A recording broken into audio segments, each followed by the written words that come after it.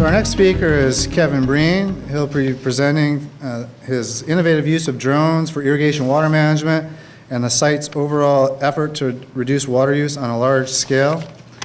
Kevin, like many Californians, is a transplant from the Midwest, and he gradually made his way west, working in the mountains of Colorado, Wyoming, and New Mexico. 14 of those years were in Truckee, and in 2011, he moved to the South San Francisco Bay as the superintendent of the Rinconada Country Club. Kevin's first superintendent job came in 1995, gaining certified golf course superintendent status in the year 2000. In his 27 years leading golf course maintenance operations, he has garnered many environmental awards, including a two-time winner of the Golf Digest Rainbird Environmental Leader in Golf Award and the California EPA Department of Pesticide Regulation Innovators Award. Kevin's a past president of the Sierra Nevada Golf Course Superintendent Chapter and the State of California Superintendents, and he currently serves as a director for the National Golf Course Superintendents Association of America. In his spare time, Kevin enjoys trail running, specifically ultramarathons, the occasional round of golf, and traveling with his wife of 28 years, Lori. He is excited to be here today to share his knowledge and experience in conservation, drought management, and drones. Please welcome Kevin Breen.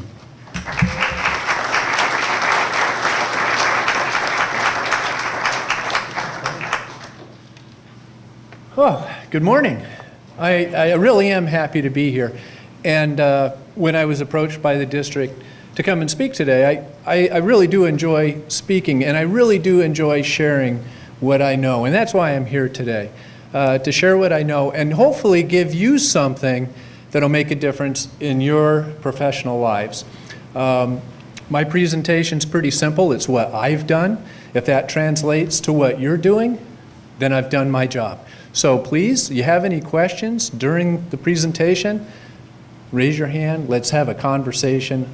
I really am not excited to just come up here and lecture on how great I am, because that's not the way I'm looking at this. So thank you for being here. And I spent a lot of time with Brian on the trail, so we talk about this stuff all the time. Here we go. As Brian mentioned, I've been at La Rinconada for 6 years now. I imagine, how many people are just really excited to hear about the drones? Okay, a good few, I thought so, and that's fine. That's part of the deal. So I'm going to go through my drought planning at La Rinconada and the conservation and sustainability efforts that I've made here in this area working with the district, and then we'll get to the drones quickly enough at the end. I'll kind of go through my presentation and time it that way, since that's where most of the interest seems to be. I think we covered that. Garth, you teed me up perfectly with the weather. One thing that I think about a lot is we know that the temperature's rising, right? So that means plants need more water. That means that more of the precipitation at elevation in the last few years we've seen that too, may not be snow, it may be rain, which isn't very good for storage in the mountains. So I've put on my meteorology hat there for a minute. Okay, so my journey with the water district started in 2012. I came to this area in 2011. I did an audit with the district. I was changing out my irrigation controller system and central. The district has offered a rebate on those satellites for quite a while. It ended up to be a great amount of savings. Sorry, I just want to move, and I'm afraid I can't move too far away from the microphone. So I contacted the district, worked with Ashley, and we came out, did an audit.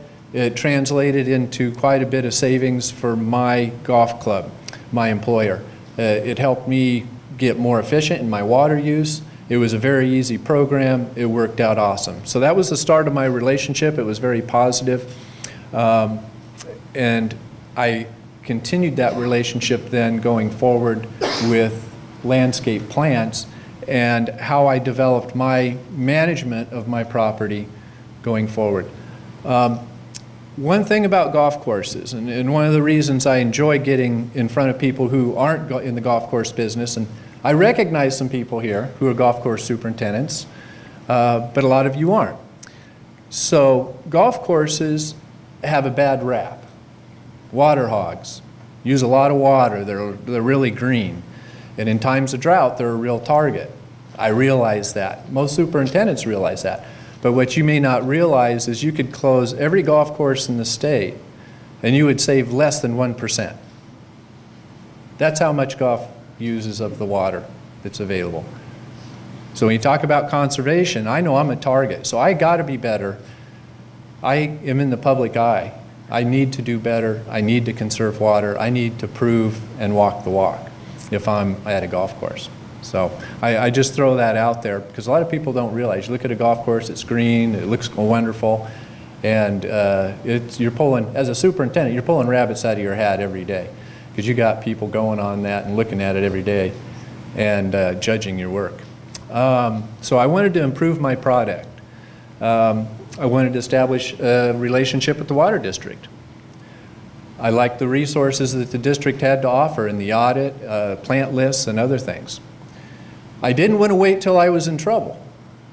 If you think back to 2012, yeah, we were at the beginnings of the drought, but there were no restrictions, there were no problems. It's the right time to start a conversation with a regulator. And I have worked with wildlife, I've worked with the State Regional Water Control District, I've worked with all kinds of agencies. And the wrong time to go to them and start a conversation about improving your situation is not in a crisis, because they're busy dealing with the crisis also. This is the time to talk to them when you have the good times. So I'm really excited, Garth, about what the district's talking about doing moving forward with more of what I would call less of a baseline, but more of true needs. And that's a great conversation to have. So don't wait until a crisis.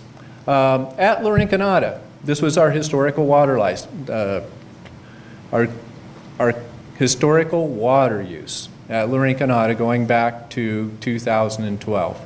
So we did the audit. 2013, our water use was 121 million gallons. Dropped down to last year was 67,110,356. So let me do the math for you on that. That's over about 90 acres. That is a reduction of close to 40%. I used 60% of the water that the golf course was using when I got there. So, thank you. And my employer loves that too. They had to buy into all this, but the benefit for them is about $140,000 they're going to save this year that they would have spent if they were using the same amount of water. That's real dollars. The Drought Plan. So how did I come up with this? I had to do a lot of groundwork. I had to prioritize the areas of my golf course.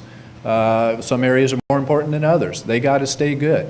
But the other areas I identified where golfers weren't playing along the edges, and I said, we don't really need this area. So let's decide on what to do with it and get plants that we can establish with the water and then turn the water off and they'll survive on their own. And I took the hardest to water areas out of irrigation. So around trees, there's a lot of competition for water, right? So a lot of those areas that you have tree roots and other areas, maybe they're more sun exposed or what have you, I selected landscaping that would allow me to take that area out of irrigation. And it might only be a small area, it's not a large area, but it's a close proximity to a tree, for instance, and that tree is taking a lot of water, so I had to put more water right next to that tree when the rest of the area really didn't need it. And I've got big sprinkler heads, so they're like 55 feet away from one another. So I didn't have very much control. I had to turn on a sprinkler head to get that area right next to the tree wet enough, either that or have somebody stand on a hose or bring a portable sprinkler set over. A lot of time, a lot of money. So those areas, I just took them out of irrigation. I enlarged the tree wells, as I'll show you here in a little bit. I inventoried everything because I could measure it. If you can't measure it, you don't know what you're doing, right? It's just, hey, it's really good. This feels good, right? But no, you need to measure it. And then I could measure my water use, I could measure the acreage, I could extrapolate how much I was spending in totality in dollars and in water. And if I took a percentage of that out of water, I could then say, hey, if we take 40% of the area out of water, we're going to save $100,000. that's an easy sale. I had to sell this to the people at my golf club. Imagine you have clients and people you need to sell this to in a lot of cases, and maybe they don't really get the warm fuzzy, but if you can measure it and tell them how much they're going to save, that makes a big difference. The areas that I did, I basically had 3 different types of treatments. Native grasses, they're pretty inexpensive. You can go plugs or seed. To get the rebate for the landscape, you have to have the plants that are on the district's water list, right? But I could still do grasses and implement shrubbery and other plants at the density that the district requires and get the rebate. So that's what I did. I had a combination of native grasses, woody plants, chip beds. Chip beds, you know, you don't get credit for that, but I tell you what, you take those areas around tree wells and other areas out of irrigation. It was a big savings for me. It was a big deal. Chip beds can really look bad if you don't maintain them, and they can look really contrived if you don't have a little of imagination, put a nice curve on it, and things like that. So I had to think about it. There's a lot of ongoing maintenance with the color of the chips and the weeds that grow in them and things like that. So for me, they haven't proven to be completely self-sufficient, but they were better than what I had. So what did I do? I had to have a long-range plan. I have a golf course architect that I work with, and he drew a plan that was a conservation plan. Once I sold this to my board of directors at the club, we came up with a plan on these areas that were out of play. They bought into the plan, golf course architect. I'm just a guy who grows grass. I don't know anything, you know. Yeah, okay, Kevin cuts and waters the grass, okay. But you get an expert, you get an architect or somebody involved, and they come up with the plan, draw a nice picture, everybody can see what it's going to look like. I do some demonstration areas, get an approved planting list. I started with the Water District's plant list. I chose plants appropriate for Rinconada. There's some areas we wanted a little color. You know how it goes. You all do this for a living, right? You just can't put any plant in there. We got them. I chose the plants. I demonstrated them. I showed them what they would look like. I gained consensus. And then we have a living document. So going forward, somebody comes to me and says, hey, that'd be a great place for a whole bunch of California poppies or some other plant. Oh, gosh, that's a great idea, but it's not on the plant list. So let's go back to the plant list and let's come up with a plan here. And by the way, we have an architect who has a plan, but yeah, we can look at that. And then you look at it and you go down the road and you have a document that helps you stay on plan. I use a lot of Google Earth, and I can document areas, and this is part of that measurement I was talking about. You can measure the areas. And on this particular map, I measured the areas, and I don't know if you can read the legend there, I'll read it to you real quickly, but I have areas for discussion. I have areas that are chipped. I have conservation expansion areas, which are more of the woody plants. I've got native grass existing and under consideration. So we talk about all these areas. I can come up with a plan for the year. I'm not overwhelmed with it, and we continue to progress. And we've done a lot of work already, but I've got more work coming up, and we go back to this every year and change it. Google Earth. Does anybody use Google Earth for any inventory stuff? It's free, man, it's awesome.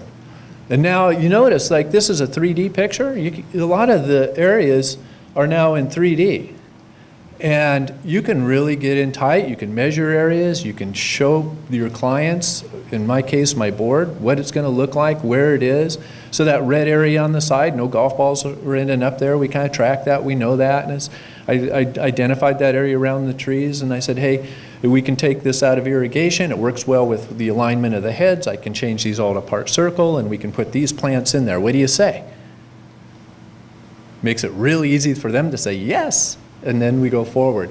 I try to take away as many reasons for them to say no as possible. Oh boy, I'd better hurry a little bit. Okay, so these are some of our native grass seed areas that we did. Chip bed establishment, we take a sod cutter. I have a heavy duty one, go around the edge. We clean up the edge and then get the wood chips in there. I've got a tree company on site, so I've got lots of wood chips. They're all free to me. The expense is getting them out there. and then keeping the color in them and keeping the weeds out and all those things I mentioned. This is one of those areas where I had to water a lot around that tree, and it really just didn't make sense. I was able to save water just by being able to water the areas normally outside of that tree well and then turning that to a chip bed area. Low input native grasses. A lot of the grasses that I selected were bent grasses. That's going to make sense to the golf course people. But the reason was is you could find your golf ball in it. They were low growing, and they could survive without the water. So, and that's my dog. He's really good at finding golf balls. He's crazy for balls. All right, so now we'll get to the drones. So the Google Earth is great. All that stuff works fantastic. And gosh, drones are used for everything, right? They're going to be dropping packages at your door. You're going to be flying to work in the morning with them. They're fabulous. They're going to do everything, solve all our problems. Well, so I started down this path with drones 3 years ago, 2015, and I was working with an individual who was an IT person, very intelligent person, and we decided to go down this path together to work on developing a drone that I would own and would fly myself. The other options are you go out, there's services now, a number of them, and they do what are called agricultural surveys. So that agricultural survey generally entails an infrared camera. It might have a visual camera on it, and something to measure water vapor, or the amount of water that's in the plant or escaping from the plant, kind of predict evapotranspiration. A lot of them have multi-cameras. The technology is changing really quickly. So sometimes it makes more sense to contract it out than to own your own. It's taken me a long time working through owning my own and figuring out all how this works. I enjoy learning. I've learned a lot, but I can tell you it's pretty time consuming, and it's more complicated than you think at first, than just going out, buying a drone and flying it over something to do what's quote unquote an agricultural survey. So that was my off-the-shelf customized drone. And you can go out and buy these and then customize them. So we customized the flight plan, we customized the battery, the life of the battery, and then the camera attached to it, we put a camera that would measure near infrared. Near infrared measures heat. Once you measure that heat, you need to, oh, you did that. Okay, gosh, sorry, I keep bumping things and I'm making myself nervous. So that's where I started, with just an off-the-shelf drone that we customized. There was a fair amount of code that needed to be written and other things to program this thing. And then we got a camera, and I'm not endorsing any of these products, any manufacturer over another. This is just what I used. And as a matter of fact, this is not the camera I used, but it's the type of camera that if you were to try to do this, you would look for online. And it's a camera built to do agricultural surveys. It's programmed a certain way, it'll take the pictures you want, and so on and so forth. And it's small enough it'll fit on the drone. So one of the considerations when you're getting a drone and flying a drone is you're going to cover your whole property. Okay, well you got this little drone, you got a certain amount of energy in that battery before the drone falls out of the sky. And everything you put on there that weighs something is a payload, and you have to calculate how many minutes you're going to be in the air, how much the drone can cover with one snapshot, and then of course the higher you go, the more you can cover with your picture, right? So you need to overlap these photos that you're taking. It's not a video, it's a photo. It's a very high resolution photo so that you get the type of detail that you need at the surface. So these cameras can pick all this up. You figure all this out. We had to figure out a flight plan, how long it could stay in the air. And then our little controller here, it's just basically so that we can take control of the drone if there's a problem. It's all programmed that this drone is going to go up, fly this path that we've proven that it works in a certain amount of time, and we visually watch it fly. and we have this controller if for some reason something goes wrong and the drone starts heading to the airport. We can call it back.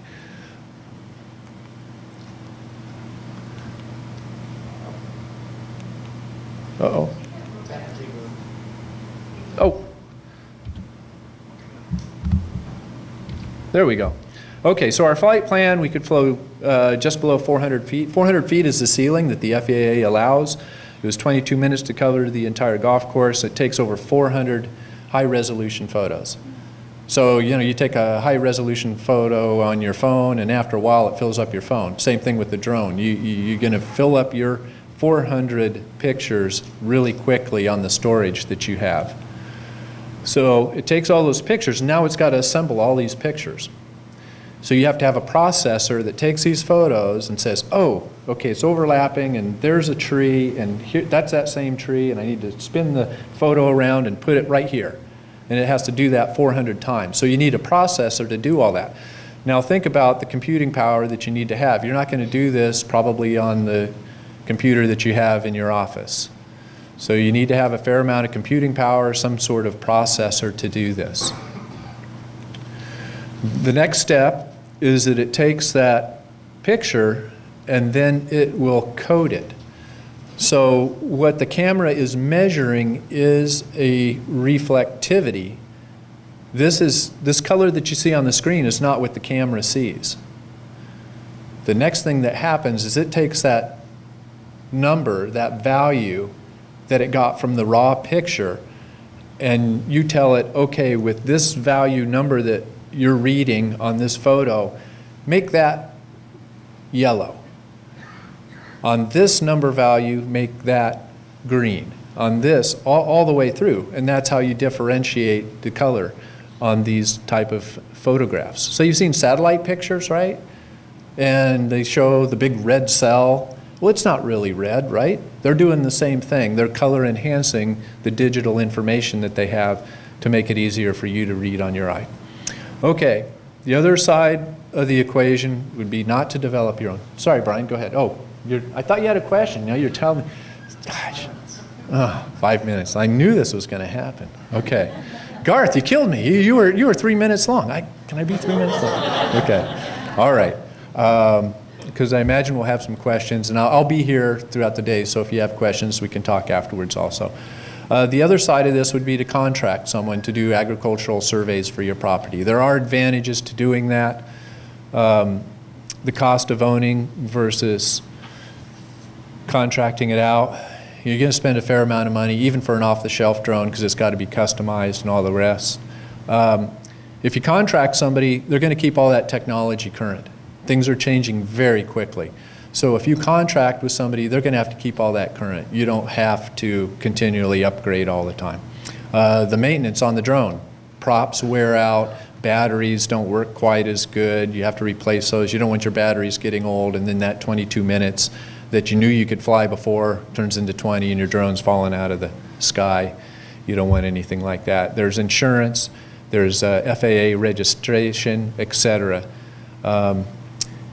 I've got my UAV pilot's license. It's an FAA test, Part 107.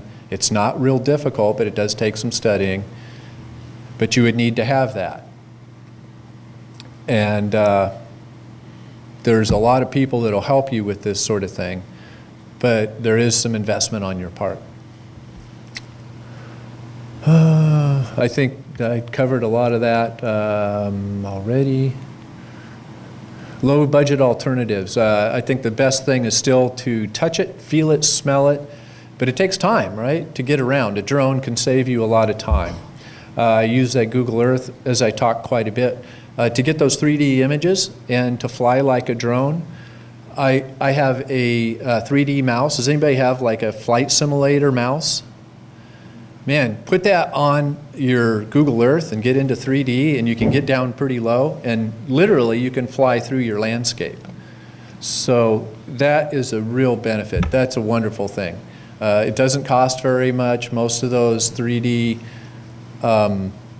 mouse are $100, right around that area, less, and they'll work with your current software. Google Earth's free, so you're talking about a pretty inexpensive alternative. The other thing I do is I'll take aerial photographs and I'll do some sort of mapping app and walk through my golf course on the property, and I can drop pins, and I'll drop pins for different areas that are dry that need more irrigation or need some other type of maintenance on my golf course. It's free, it's easy, and then I share that. I use a Google platform for my employees and my maintenance, so I just share that then. We have a shared Google account, and I can share this information with my people that are out in the field on what needs to be done.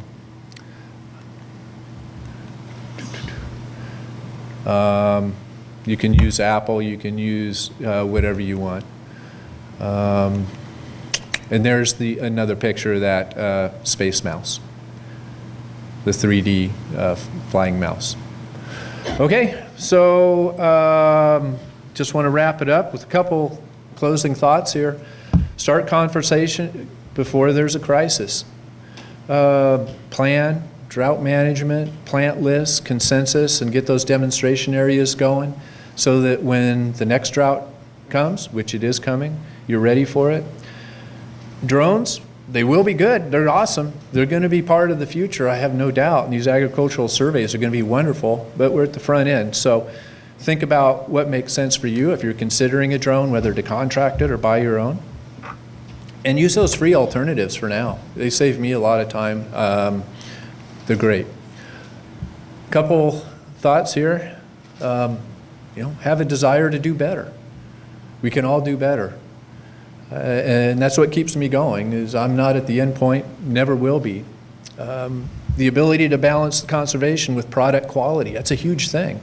Because not all of our clients, whether you're at a golf course or you're taking care of a landscape for a business or a homeowner, you got to figure out how to make that sustainable and make sense for them also. And it's hard to balance that, I know. And it should never be a burden. It should be fun. It should be an exploration, it should be learning and enjoying the process as you go along. I thank you quite a bit for allowing me to be here. I've enjoyed it. My contact information is on the screen. I'd be happy to talk to anybody about what I talked about or any ideas or things that would make me better at my job as well. That's part of what this is all about, that we come together and learn from one another and do better. So I thank you very much. I don't know if we have any time for questions, Brian. We do, yes. Any questions in the audience? Lori in the back? Over the last few years when you started really doing the conservation, did you lose a significant amount of the trees on the golf course? Ooh, good question. Like redwoods? Any of the big assets? Would you share a tear if a redwood died and you're trying to save water? Maybe, right? So that's the way it was for me also. There were certain trees that really suffered, especially redwoods. And as they went into a lot of these chipped areas. And the decision that I made was, is it relevant for the game of golf? Was it an important tree that added significantly to the game of golf on the golf course? And in some cases, the answer was no, and in some cases it was yes. In the cases that it was no, those trees we lost. And I think that there was maybe half a dozen or so redwoods. And then in other cases, the trees were important, so we did some supplemental watering. We were a little more patient with those trees. And when the rains returned last year, a lot of those trees bounced back. They still had lost a lot of ground, but they bounced back. So yeah. I was wondering if you blend any kind of data from soil moisture sensors from critical areas of the golf course with your drone data, or if the drone completely replaced other types of technical monitoring. That's a great question, because I'm struggling to try to make that connection. To answer your question, no. I do have soil moisture sensors that are they're radio relayed back to a central computer, so I can monitor that, but I do not have that integrated with my drone. What I would love to have happen someday is the drone does all the looking around and then can actually adjust as a percentage of evapotranspiration based on what it saw, adjust down those areas in the sprinkler heads within the software of the computer. I work with Toro. I'm on their beta test group, and it's a ways away, but it's something that they think is the future also. But it's a ways away. I'm kind of known as one of those. They call me a high maintenance guy, a high maintenance customer, because I'm always looking and trying to do the next thing. So it'll probably be a ways off. There aren't that many people who are ready for that. But that's a great question. Hopefully someday. Yes? How have you done your effort in work with the NCA, USGA, and their agronomists to supplement your conservation efforts with either grass choices and all the things you've done so far? I work with the USGA agronomist, Brian Whitlark. He comes out in my golf course and does site survey, and we talk about all the things that we talked about here as far as building in these conservation areas for areas that are out of play and things like that. The grass selection part was more or less based on my own research and NTEP trials, National Turf Grass Evaluation Programs, and my past experience. The reason I like bent grasses for conservation is I was at my golf course in Truckee, and there was a lot of native areas around tee boxes that we had grown in to bent grass, and a lot of that bent grass seed had escaped, and it grew up around the edges, and after 5 years it was still there, and it looked wonderful. It was wispy, and it looked like the fescues, only better, and it continued to survive. So it was a lot. I do work with the USGA, but in a lot of the grasses I did my own selection and research. Amen? Yeah. The technology seems to be very helpful, but is very labor intensive and expensive. Is there any way the water district, can have drones and map out areas where, there's over water use and so forth, and then help the homeowners, hey, you can save this much if you, do the landscape, rebate program and so forth, and this will help save a lot of money and help Yeah. the little guys too, Yeah. Companies, maybe you could put them into it because, they have a lot more, green areas that they could improve, but for, the small homeowners, I wonder if that would help. I think it's called an economy of scale, right? So if you have a large area that you can cover, it makes sense, but if you have a small homeowner, it doesn't. I agree with what you're saying. It's hard to justify if you're just a small one.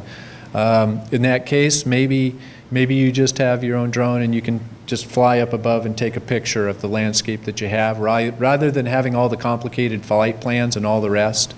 But you're already there, and you're touching it and feeling it and smelling it and all those things, which I still think is the best. So that's a good point. Thank you, Kevin. Brian's pulling the hook on me, I'm sorry. Well, I'll help you around and answer more questions. yeah, I'll be around. Thank you.